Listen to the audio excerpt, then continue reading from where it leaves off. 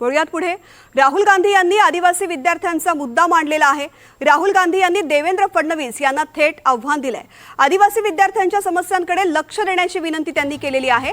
महाराष्ट्रातील अनेक आदिवासी विद्यार्थी आपल्या हक्कांसाठी 10 दिवसाहून अधिक काळ उपोषणावरती बसलेले आहेत असं राहुल गांधी यांनी म्हटलेलं आहे.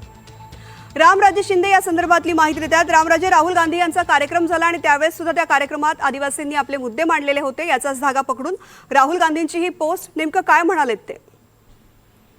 बिलकुल, खरं तर आदिवासी विद्यार्थ्यांच्या संदर्भात काही मुद्दे उपस्थित करण्यात आलेले आहेत आणि आदिवासी विद्यार्थ्यांच्या समस्येकडे एक प्रकारे आपण लक्ष वेधतोय असं पण राहुल गांधी यांनी सांगितलेले आहे. आणि त्यामध्ये 10 दिवसाहून अधिक जास्त कालावधी आदिवासी विद्यार्थी आपल्या हक्कासाठी बसलेले आहेत.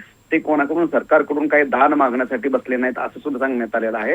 आणि त्याचबरोबर पुण्यामधील छात्रवृत्ती गुंज हा जो कार्यक्रम झाला होता ज्यामध्ये राहुल गांधी आले होते, तर त्यावेळेस काही विद्यार्थी भेटले होते आणि त्यांनी सुद्धा, विद्यार्थ्यांनी सुद्धा काही समस्या ते सांगितलेल्या आहेत. ते म्हणजे की 30 वर्षाची एक अनावश्यक वयोमर्यादा लादण्यात आलेली आहे वसतिगृहामध्ये जर राहायचं असेल. त्याचबरोबर नियम जे बनवलेले आहेत ते काटेकोर बनवले आहेत, अपमानकारक बनवण्यात आलेले आहेत, सुविधा पुरेसे नाही आहेत.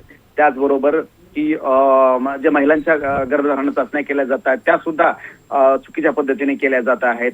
आणि अशा अनेक मुद्दे आहेत की जे की दुर्गम भागातून शहरामध्ये शिक्षणासाठी अनेक आदिवासी मुली येत आहेत, महिला येत आहेत. तर त्या संदर्भामध्ये लक्ष द्यावं असं एक विनंती करणारं पत्र जे आहे ते एक प्रकारे राहुल गांधी यांनी देवेंद्र फडणवीस यांना पाठवलेलं आहे.